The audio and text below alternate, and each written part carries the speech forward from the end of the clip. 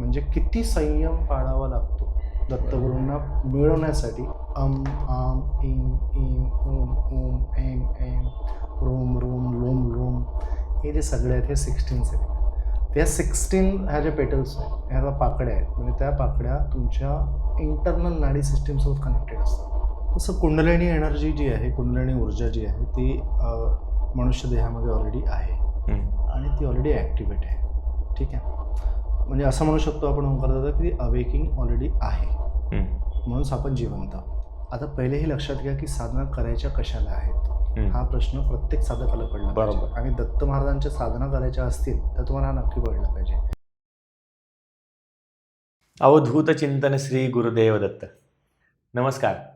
ज्ञान जर्नी चॅनलमध्ये तुम्हा सर्वांचं पुन्हा एकदा मनापासून स्वागत आहे. आज आपण पुन्हा एकदा किरण उरकुडे दादा यांच्यासोबत चर्चा करणार आहोत, आध्यात्मिक चर्चा. आणि त्याच्यामध्ये दत्त महाराजांची उपासना, अजून साधना कशा पद्धतीने केली जाते, कुंडलिनी जागृती हा काय नक्की प्रकार आहे, आणि साधनेचा तुमच्या वरच्या लेवलचा स्तर कशा पद्धतीने तुम्ही वाढवू शकता, या संदर्भात आज सगळी चर्चा करणार आहोत.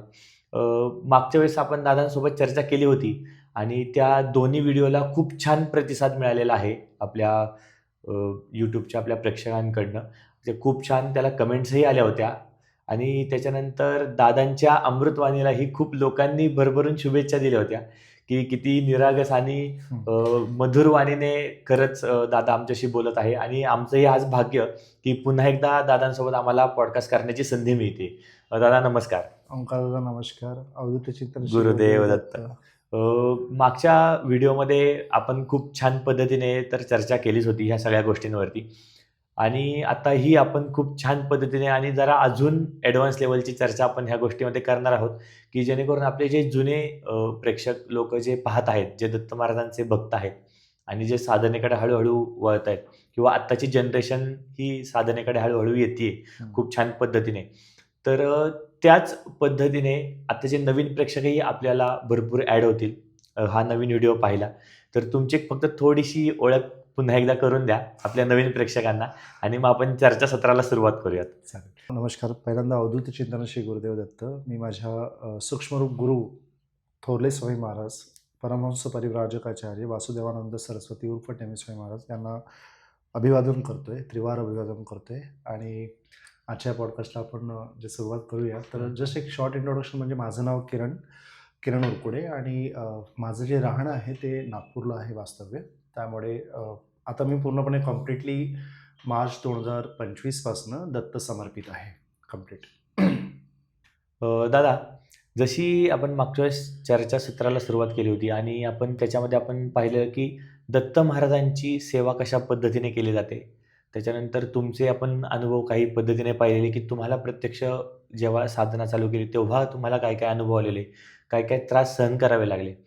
ह्याच संदर्भात अजून एक माझा सुरुवातीचाच प्रश्न असेल की नक्की खूप लोक बोलतात की जेव्हा आपल्याला गुरु मिळत नाही तेव्हा आपली साधना सुरू होत नाही, किंवा भरपूर लोकांचं असं असतं की जेव्हा मला गुरु मिळेल तेव्हा मी साधनेला सुरुवात करेल. तर नक्की काय आहे की गुरुची खरंच आपल्याला गरज असते साधना सुरू करायला, की काही जण म्हणतात की बाबा जोपर्यंत गुरु तुम्हाला शोधत नाही तोपर्यंत तुम्हाला तो तुमच्यापर्यंत पोहोचत नाही. तर नक्की काय आहे हे मार्गक्रमण? ओंकार दादा, हे समीकरण समजून घेताना आपण पहिल्यांदा हे तत्व समजून घेऊया की गुरुचं जे तत्व आहे, पहिल्यांदा गुरु कोणाला शोधतो, ज्याच्याकडनं काही गोष्टींचं कार्य करून घ्यायचं असेल आणि जे नियतीने ठरवलेलं असेल की तुमच्याकडे हे कार्य करून घ्यायचं आहे, म्हणजे तुम्ही ऑलरेडी सिलेक्टेड आहात त्या गोष्टींसाठी, पण कुठे ना कुठे तुम्हाला ती जाणीव होत नाही आहे त्या गोष्टींची. तर ती जाणीव करून देण्यासाठी तुम्हाला तुमच्या आयुष्यामध्ये अशा काही गोष्टी म्हणा, अशा काही घटना घडवून आणतात ज्या पद्धतीने दत्तगुरू तुम्हाला त्या वाटेवरती आणण्याचा प्रयत्न करतात. मग ते संकटांची मालिका असेल किंवा मग ते तुमच्या कुठल्या काही गोष्टी ज्या असतील त्या असतील, म्हणजे धडधड होणारी संकटांची मालिका जरी समजा आपल्याकडे झाली तर मग आपण शोधायला लागतो याचे उत्तर काय आहेत एक्झॅक्टली. बरोबर आहे. मग आपण काय करतो ना की ज्यावेळेला संकट येतात त्यावेळेला आपल्याला देव आठवतो. सिम्पल. बरोबर. देव आठवला की मग आपल्याला मंत्र आठवतो, मग साधना आपल्याला करायची इच्छा होते. सिम्पल. मग सगळीकडनं हरलेला जो व्यक्ती असतो तो गुरुच्या शोधात भटकण्याला सुरुवात होतं. पण ही जी सुरुवात असते ही ऑलरेडी तुम्हाकडनं करून घेतल्या गेलेली असते. थोडं बहुत बरं. का असेल ना, चालतं फिरतं अध्यात्म होत असतो लहानपणापासून, प्रत्येकाचं होत असतो. हं. पण तो कुठे ना कुठे प्रॉपर डिसिप्लिन वेने होत नाही. तुमची ऑलरेडी निवड केलेली गेलेली आहे, पण ते तुम्हाला त्याची जाणीव पण नाही.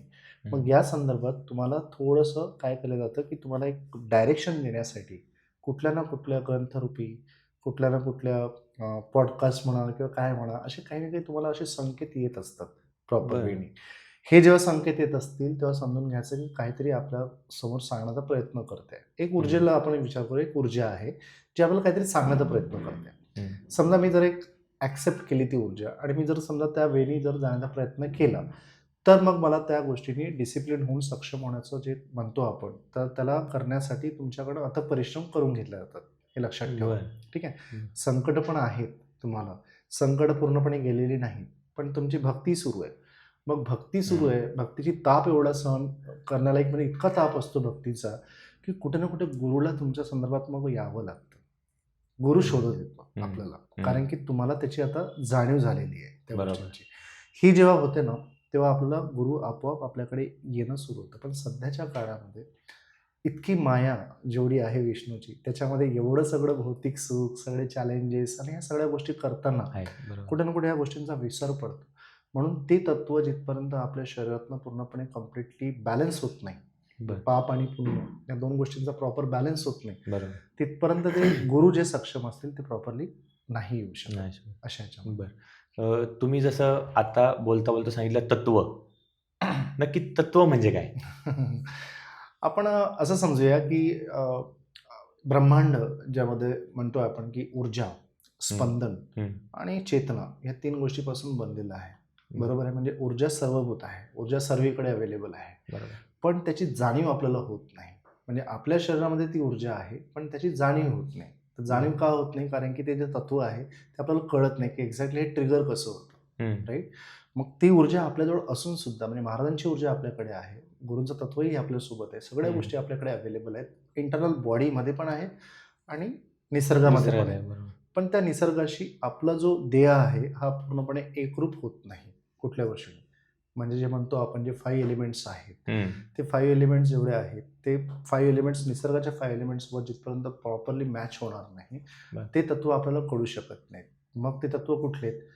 पृथ्वी असेल, बरोबर आहे. जल असेल, जलतत्व. अग्नी असेल, बरोबर. वायू असेल आणि आकाश तत्व आकाश आहे. तत्व. हे 5च्या 5ही तत्व जे आहेत, आता हे 5 तत्व आपण घेऊन आपले शरीर आपलं तयार झालेलं आहे. ईश्वराने ते तयार केलेलं आहे. बरोबर. तसंच सृष्टीला सुद्धा तेच तयार करताना तेच एलिमेंट्स आपण तयार करून घेतलेले आहेत. बरोबर आहे. मग जेव्हा व्यक्ती साधनेला बसेल आणि हे जेव्हा तत्व समजण्याचा प्रयत्न करेल, तर मी हं. आधी पृथ्वी तत्व समजून घेईल आहे. बरोबर. नंतर जल तत्व समजून घेईल. नंतर तुम्हाला जे म्हणतो आपण की अग्नी तत्व समजून घेईल. बरोबर. आकाश तत्व समजून समजून घेईल, घेईल. वायू तत्व समजून घेईल. हे समजत असताना तुम्हाला ती ऊर्जा कुठे ना कुठे अनुभवायला येणं सुरू होतं. मग ते बरं. ऊर्जेचे रूप काय आहेत, स्वरूप काय आहेत, मग हे सगळे तत्व जे आहेत, हे आपल्याला प्रत्येक ठिकाणी आपल्याला आतमध्येच आपल्याला सगळ्या गोष्टी आपल्याला फील व्हायला लागतात. वाह! आणि हे जेव्हा होतात, तेव्हा मग आपल्याला कुठे ना कुठे आपल्या साधना प्रॉपर वेनी डेव्हलप होण्याचे डेव्हलप संकेत मिळत असतात. असतात. असं आहे. क्या बात है!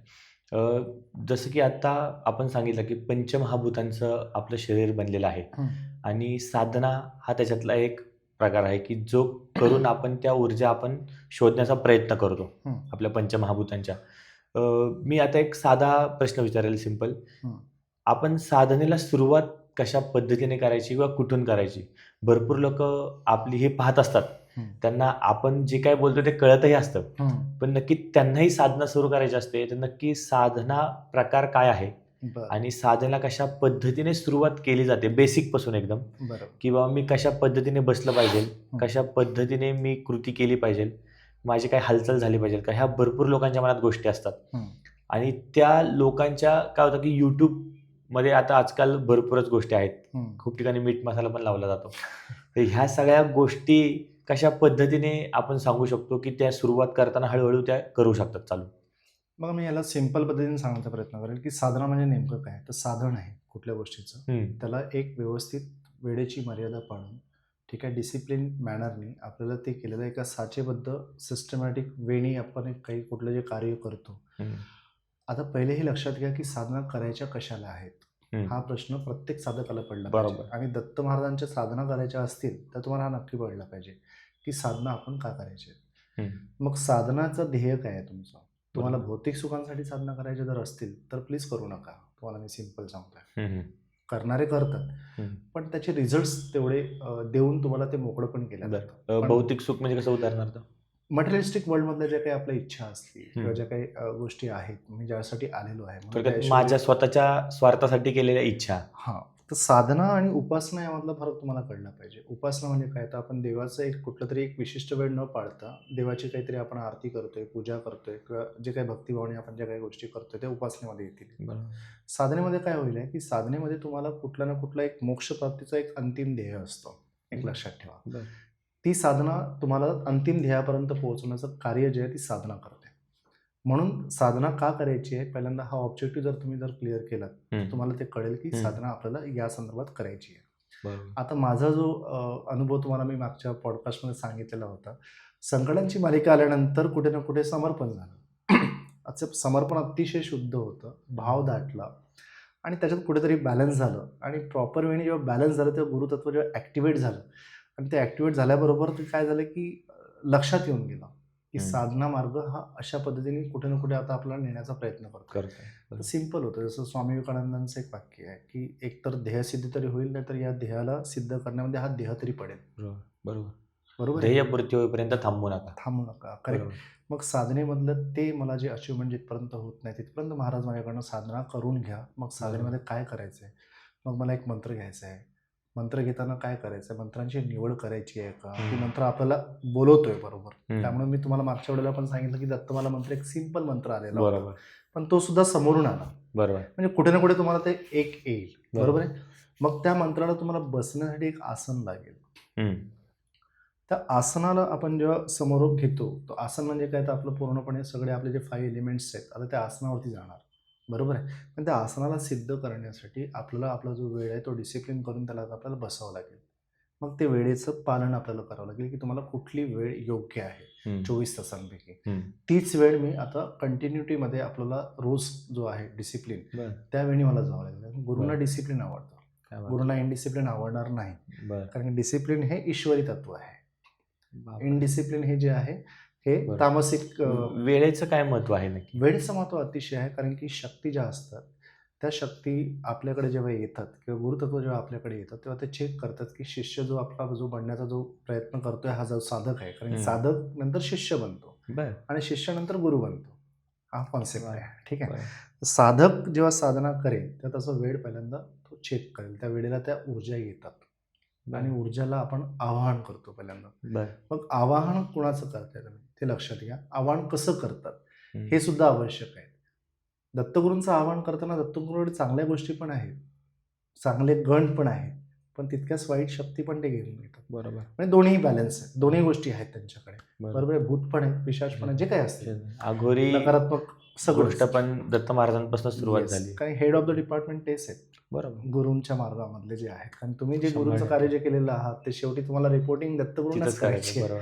तर त्याच्यामुळे गुरूंना नेमकी साधना कशी लागते तर त्यासाठी तुम्हाला ते वेळेचं शिस्त पालन करणं आवश्यक आहे. तुमची झाली वेळ, नंतर आलं आसन, आसनानंतर तुमचं आवाहन.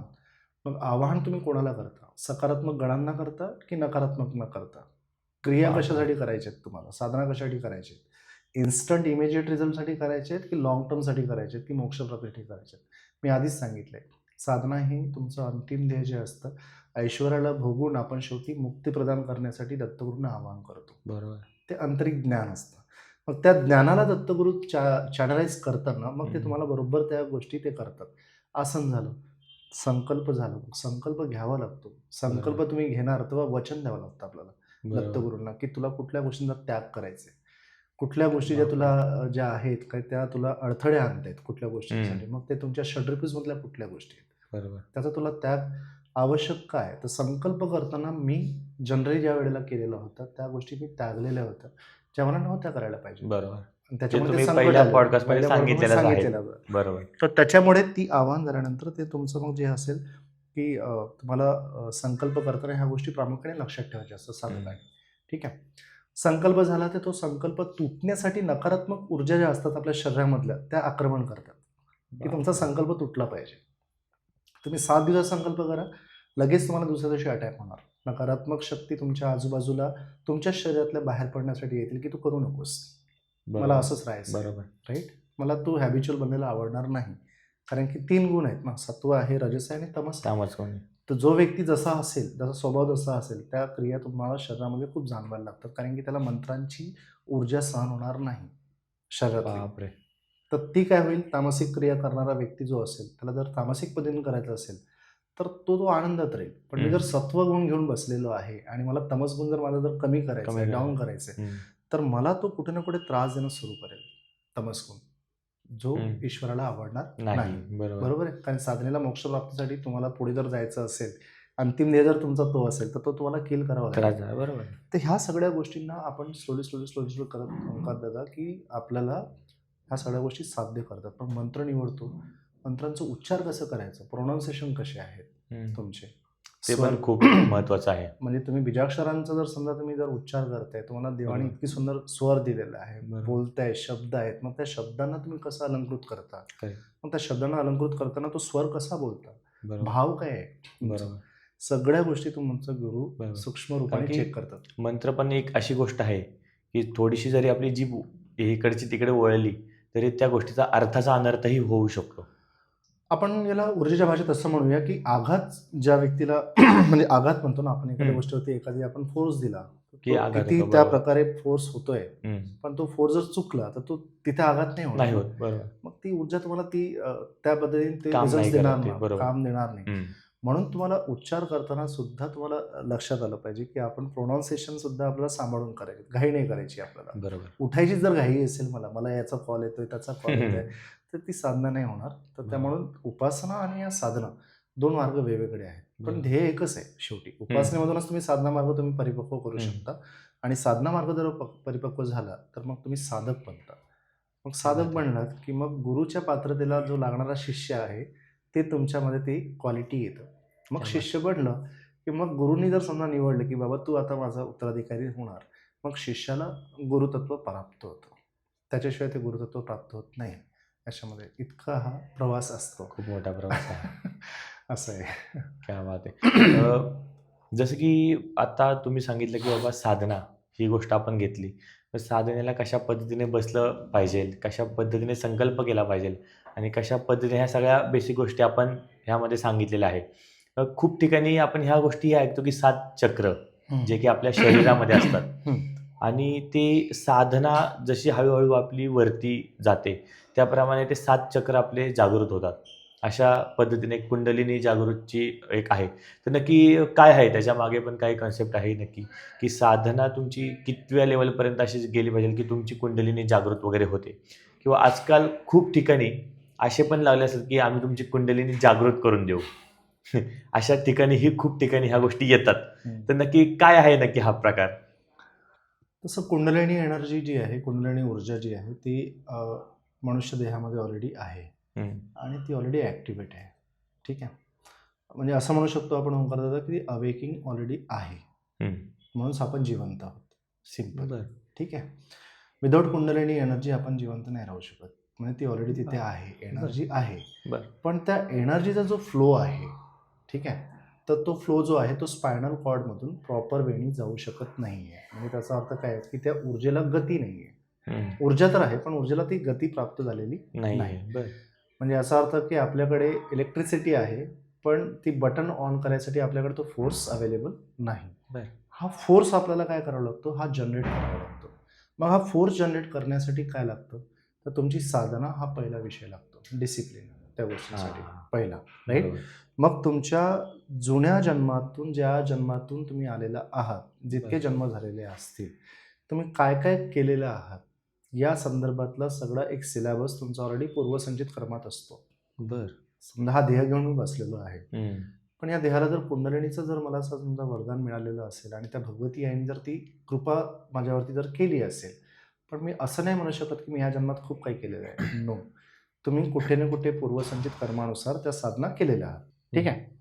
आता ही जेव्हा होते त्यावेळेला तुमची एनर्जी जी आहे त्या स्पायनल कॉर्डमधून विजेच्या प्रवाहाच्या थ्रू म्हणजे अशी स्पीडने जाऊ शकते की ज्याच्यात व्यक्ती जर तो सहन करू शकला, मेरुदंडातनं जाण्याची गोष्ट करतोय, ती वन टाइम अवेकनिंग असते. बरोबर. आणि तो इट जस्ट लाईक ॲटॉमिक एनर्जीच्या खाली बसलोय आपण. बापरे. इतका तो स्फोट होतो जोरात. असं समजा की तो ब्लास्ट आहे बरोबर. आणि तो सहन नाही होऊ शकत. जसं की तुमचा प्रत्यक्ष अनुभव तुम्ही सांगितलेलाच आहे. हां. तर तो जेव्हा होतो त्यावेळेला तुमची जी कारण शरीर आहे, जे तिसरं शरीर असतं आपल्या आतलं, ते इतकं परिपक्व पाहिजे की तुम्हाला तो मृत्यू असतो. It's a death to experience बापरे. असतो तो विषय. तो मृत्यू असतो आणि तो मृत्यू तुम्ही जिंकतात त्यावेळेला. ही असते कुंडलिनी ॲक्च्युअली. बापरे. म्हणजे तुमच्या देहात इतका प्रचंड ऊर्जा आहे की त्या ऊर्जेला आपल्याला सहन करण्याची शक्ती त्या कारण शरीरामध्ये डेव्हलप झाली पाहिजे आणि तेवढी सहनशक्ती जर तुमच्यामध्ये असेल तरच ती कुंडलिनी ऊर्जा प्रवाहित होते.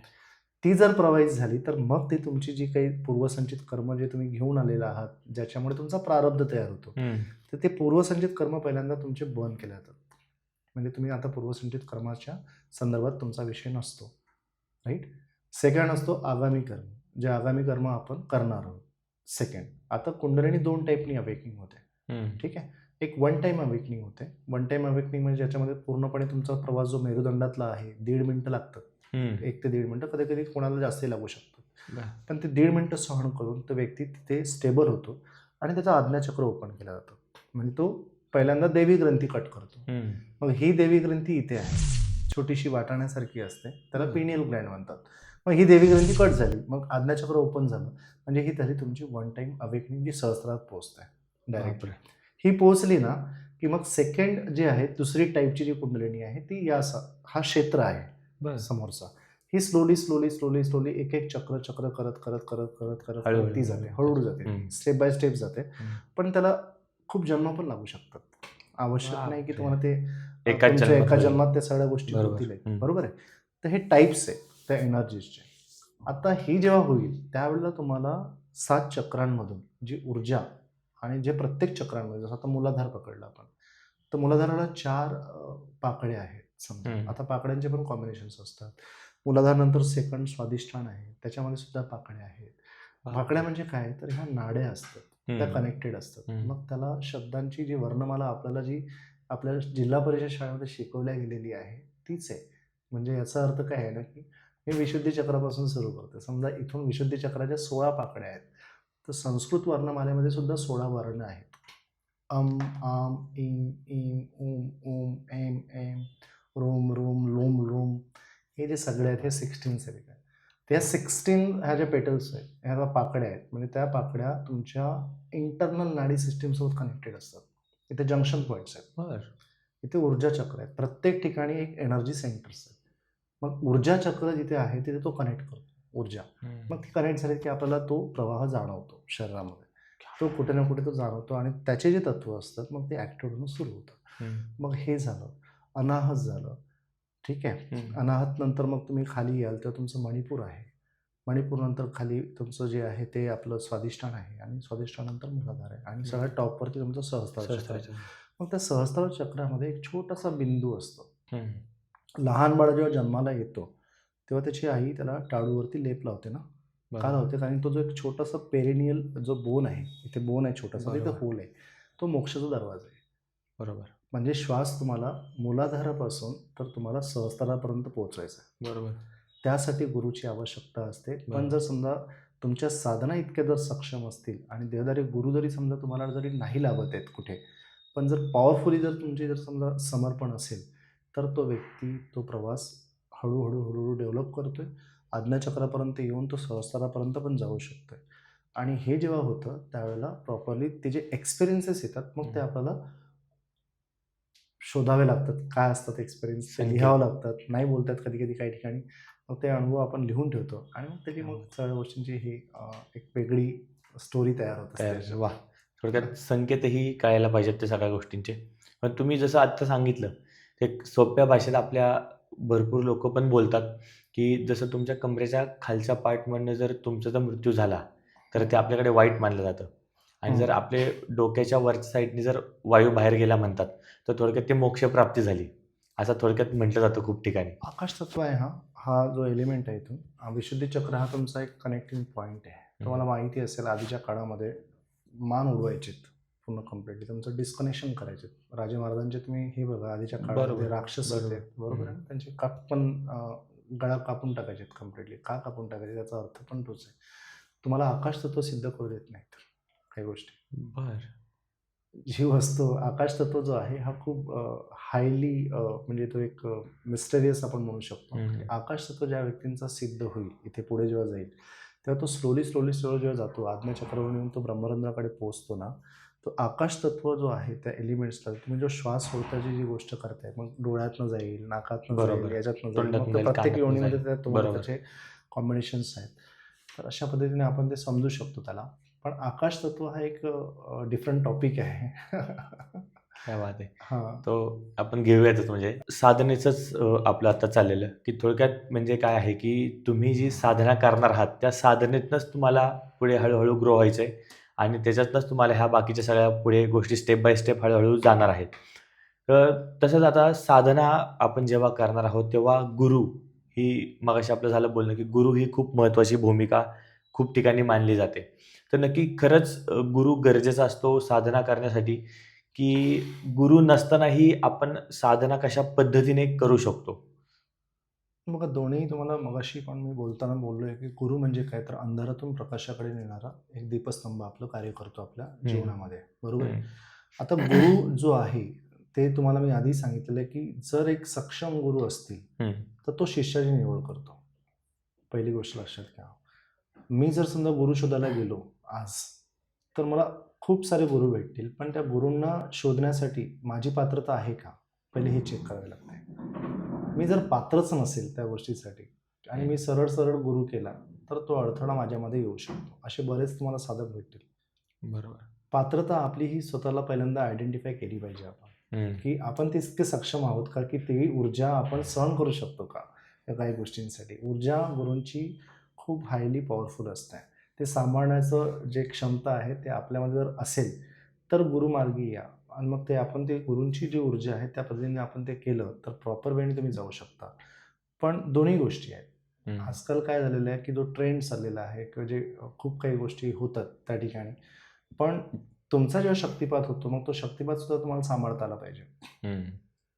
तुमच्या गुरूंनी सुद्धा तो शक्तिपात जेव्हा तो करून घेतात किंवा ज्या गोष्टी करवतात, मग तो जर साधक म्हणून जर तो शक्तिपात प्रॉपरली जर झाला आणि ती ऊर्जा जर समजा चॅनलाइज झाली आणि ती बरोबर फ्लो करत वर गेली, तर ठीक आहे. पण ती जर समजा कुठे आजूबाजूला गेली, तर मग तुम्हाला ना धड तुम्ही इकडे आहात ना तिकडे आहात. मग बापरे! ते गुरु जर सक्षम असतील तरच ती ऊर्जा तुम्हाला ती प्रॉपरली बॅलन्स करू शकतील साधनेतून. क्या बात आहे. अदरवाईज खूप डिफिकल्ट आहे ती डिफिकल्ट गोष्ट. आहे. आता मी हळू-हळू ह्याच गोष्टीवरती येत होतो, की शक्तिपात. आपण आता मध्येही पॉडकास्ट घेतला शक्तिपात या गोष्टीवरती आणि खूप जणांची व्याख्या शक्तिपातबद्दल वेगवेगळी असते. खूप जणांचं म्हणणं आहे, की शक्तिपात हे खूप प्रकारचे असतात. खूप पद्धतीने शक्तिपात केले जातात. नक्की शक्तिपात हा काय प्रकार आहे? बघा शक्तिपात हा जो प्रकार आहे शक्तीचा संचार करणं. एक ऊर्जा मी कमवलेली आहे. मी गुरु आहे समजा. एक एक्झाम्पल घेऊया आपण आणि गुरु मी साधनेतून कमवलेली ऊर्जा आहे. आता ही ऊर्जा माझ्या थंबमधून म्हणजे हा जो थंब आहे हा गुरुतत्वाचं अग्नितत्वाचं आहे. बरोबर. ठीक आहे. हे अग्नितत्व जेव्हा मी ते स्पर्शाने काय करतो, की त्याच्या इथे फोरहेडवरती जेव्हा आपण कनेक्ट करतो, तर ती पूर्णपणे काय होतं, ती ऊर्जा माझी जी आहे, ते तत्व मी त्यांच्यामध्ये ट्रान्सफर करतोय. बरं. पण याच्यामध्ये काय आहेत ना टाइप्स आहेत. तुम्हाला सांगतो. आधी शिव तत्व जागृत करणं आवश्यक असतं. म्हणजे जर गुरु जरी समजा शक्तिपात करतोय, आता त्यांना सगळे डिटेल्स माहिती आहेत. पण साधक लोकांसाठी सांगताय. बरोबर. की जेव्हा शक्तिपात होतो, तेव्हा शक्ती आधी येत नाही. पहिल्यांदा शिव शिव तत्व येतं. तुमच्या शरीरामध्ये ॲक्टिव्हेट केलं जातं. बरं.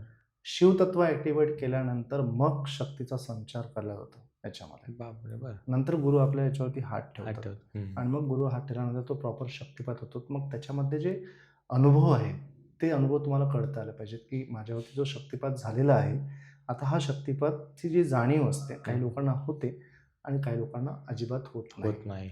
आता तुम्ही जर लहरी बाबांचं जर समजा उदाहरण घेतलं किंवा त्यांचं जर समजा आत्मचरित्र वाचलं, तर लहरी बाबा एका कुठल्यातरी रेल्वेमध्ये कार्यरत होते.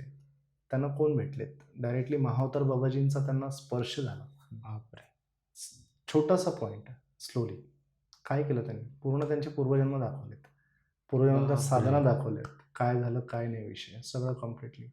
म्हणजे याचा अर्थ गुरु तितके सक्षम होते, गुरु तितके पॉवरफुल होते की त्यांनी पूर्णपणे त्यांच्या साधना जे काही होत्या त्या प्रॉपरली डिकोडेड करून दिल्यात आणि मग तुमच्यासमोर सगळं काही आहे त्या गोष्टीमध्ये. काय तर इतके सूक्ष्म पद्धतीने जरी समजा प्रॉपर वेळी जर शक्तिपात झाला तशा पद्धतीने तर मग ते तुमचं कल्याण आहे. नाहीतर काय होतं की फक्त आपल्याला ऊर्जा अनुभवता येतं, तीच ऊर्जा अनुभवता स्टेप बाय स्टेप आपण जातो, पण त्याच्यात मग खूप काही गोष्टींच्या तुम्हाला समर्पण करून सगळ्या गोष्टी करून त्या कराव्या लागतात. असं आहे. तुम्ही 24 तास साधना नाही करू शकत ना. बरोबर. असं आहे. जसं की आता आपण साधनेचं सांगितलं, शक्तिपात सांगितलं किंवा कुंडलिनी जागृत सांगितलंय. हे सगळे प्रकार थोडक्यात जे येतात ते आपल्या गुरूंच्या सानिध्यातच हे सगळे प्रकार आहेत. तर नक्की आपले पण असे काही प्रेक्षक आहेत की जे साधक नाही आहेत, पण त्यांना भक्ती मार्गाची आवड आहे, त्यांना अध्यात्माची आवड आहे आणि त्यांना कामाच्या गोष्टीतनं, घराच्या गोष्टीतनं वेळ मिळत नाही की साधना वगैरे करण्यासाठी.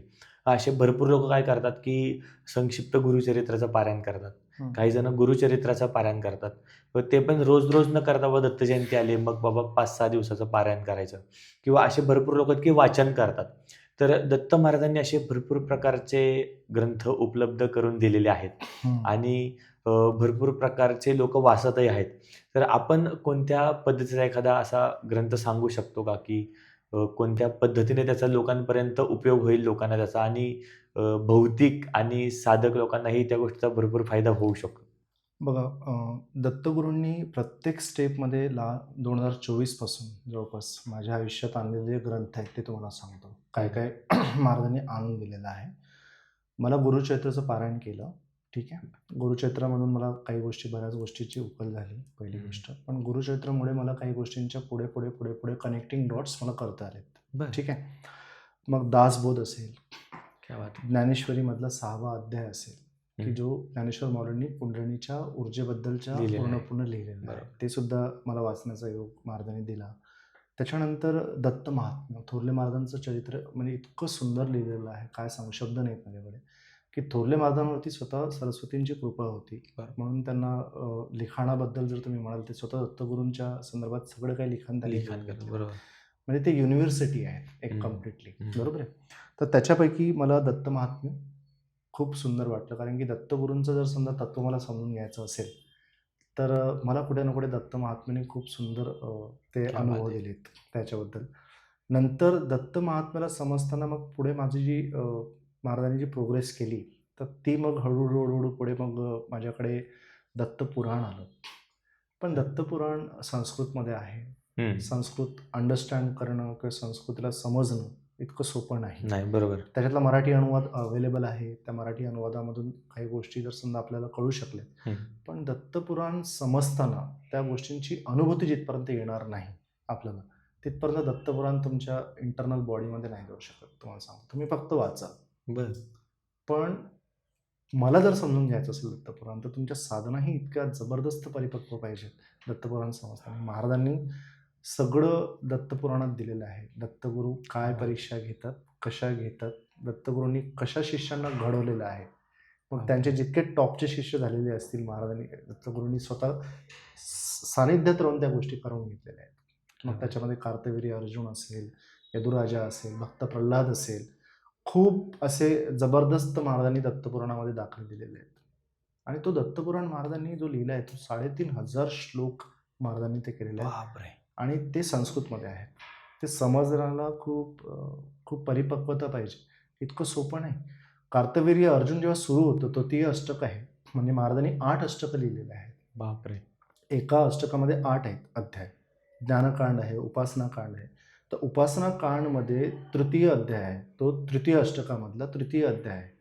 ज्याच्यात कार्तवीर्य अर्जुनाची स्टोरी ज्यावेळेला सुरू होते आणि जेव्हा कार्तवीर्य अर्जुन काय आहे एक्झॅक्टली हे जेव्हा कळतं तेव्हा साधनेतला राहिलेला जो बॅकलॉग होता ना दत्तगुरूंनी तो पूर्ण केला. कारण क्या की बात आहे. कार्तवीर्य अर्जुन समजू शकलो. आम्हालाही ऐकायला आवडेल. कार्तवीर्य अर्जुन समजणं आणि कार्तवीर्य अर्जुनाचं पूर्ण चरित्र समजून घेणं त्यासाठी तुम्ही दत्तपुराण जर वाचलात आणि तुमच्या साधनेतले प्रत्येक पॉईंट्स तुमचे क्लिअर होतील की दत्तगुरू कशा परीक्षा घेतात. एक पॉईंट महाराजांनी इतका सुंदर लिहिलेला आहे की अशा परीक्षा घेतात. ईश्वराच्या सुद्धा परीक्षा घेतलेल्या दत्तगुरूंनी. इंद्रदेवाची स्वतः परीक्षा घेतलेली आहे. बापरे! 84,000 वय कार्तवीर्य अर्जुनाला प्राप्त झालेलं होतं. 84,000. कारण की तो जो काळ होता तो सतयुगातला जो लास्ट फेज होता त्याला कृतयुग म्हणतात. बरोबर. म्हणजे हा कृतयुग जो आहे, हा कार्तवीर्याचे जे वडील होते त्यांचं नाव होतं कृतवीर्य. हे कृतवीर्य जे आहेत ते कृतवीर्य आपल्या 100 पुत्रांचा वध होतो. म्हणजे 100 पुत्र एका ऋषीच्या श्रापाने, ते चमन ऋषी नावाचे एक ऋषी आहे, त्या ऋषींच्या श्रापाने 100च्या 100ही पुत्र भस्म होतात. बापरे. ती स्टोरी तिथून सुरू होते. बरं. आणि त्याच्यानंतर त्याची आई, जी कार्तवीर्य अर्जुनाची आई, अनंतव्रत कसं करते, अनंतव्रत करताना भानुसप्तमी व्रत कसं करते, त्या अनंतव्रताची महिमा काय, महाराजांना किती ज्ञान असेल ज्योतिषशास्त्राचा विचार करा. प्रत्येक नक्षत्र सुद्धा सांगितलेलं आहे महाराजांनी, कुठल्या तारखेला म्हणजे कुठल्या तिथीला करायचं, त्याच्यामध्ये कुठले ग्रह काय येतील कॉम्बिनेशन्सनी, त्या इतक्या सात्विकतेने महाराजांनी ते लिहिलेलं आहे. तितकं प्रगल्भ ज्ञान महाराजांनी लिहून तो कार्तवीर्य अर्जुन समजवण्याचा प्रयत्न केला. तो प्रत्येकाला कळतो थोडी. कार्तवीर्य अर्जुन समजताना पहिल्यांदा जी साधना सुरू झाली ती साधनेमध्ये आज्ञाचक्रामध्ये, ठीक आहे. प्रथमतः दर्शन जेव्हा झालं आणि ते स्वरूप जे महाराजांचं दिसलं आज्ञाचक्रात, आणि तो आज्ञाचक्रामधला जो स्वरूप बघताना 1 सेकंदाची फक्त महाराजांची इमेज, 1 सेकंद येतं. 1 सेकंदाच्या वर तुम्हाला टाईम नाही मिळत. तुम्हाला पटकन तुमचे डोळे जे असतात ते त्या दृष्टीने बघावे लागतात. ती दृष्टी जेव्हा ओपन करण्यात आली तेव्हा मला कोणीतरी असं महाराजांच्या जवळ आहे हे मला जाणवत होतं. बरं. त्या मोमेंटला जिथे माझी साधना चालू होती आज्ञाचक्रामध्ये मला ते दिसत होतं, पण कोण आहे मला हे कळत नव्हतं. आणि त्यावेळेला मला हे समजवतं की हे कोण आहेत, म्हणजे जे दत्तगुरूंच्या सानिध्यात राहिलेलं कोण आहे. त्यावेळेला दत्तपुराणाची एंट्री माझ्याकडे नव्हती, तुम्हाला सांगतोय. बरं. कार्तवीर्य अर्जुन सुद्धा महाराजांनीच आणलेलं आहे साधनेत. तेव्हा गुरुतत्व जेव्हा कार्य करतं ना, ओंकाराचं हे असं करतं. तुम्हाला ग्रंथ सुद्धा तसंच येईल. तुमच्या साधना डेव्हलप होत असताना तुम्हाला कोणाची तत्व समजून घ्यायची आहेत, कसे घ्यायचे आहेत, त्याच्यातनं काय घ्यायचं आहे, काय नाही घ्यायचं आहे, हे सुद्धा आपल्याला समज येतं. आणि ते कुठे करताना आज्ञाचक्र खोटं बोलत नाही.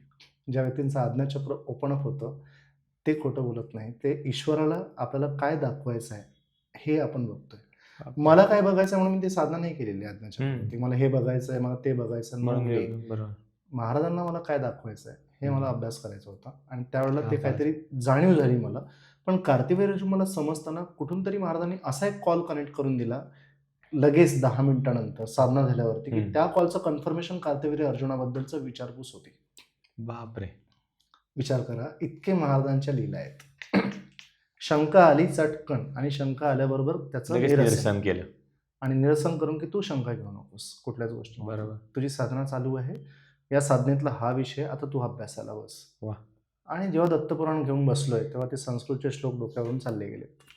कळायला मार्गण, मराठीतले अनुवाद समजायला लागलो. पण ते समजताना मग मी महाराजांना आव्हान केलं, हा समजून घ्यायचा असेल तर आता मला इन डेप्थमध्ये जाऊ द्या, आत जाऊ द्या, आणि तुम्ही आतमधून मला त्या गोष्टींची आता उकल करून द्या, जितकी होऊ शकेल तितकी.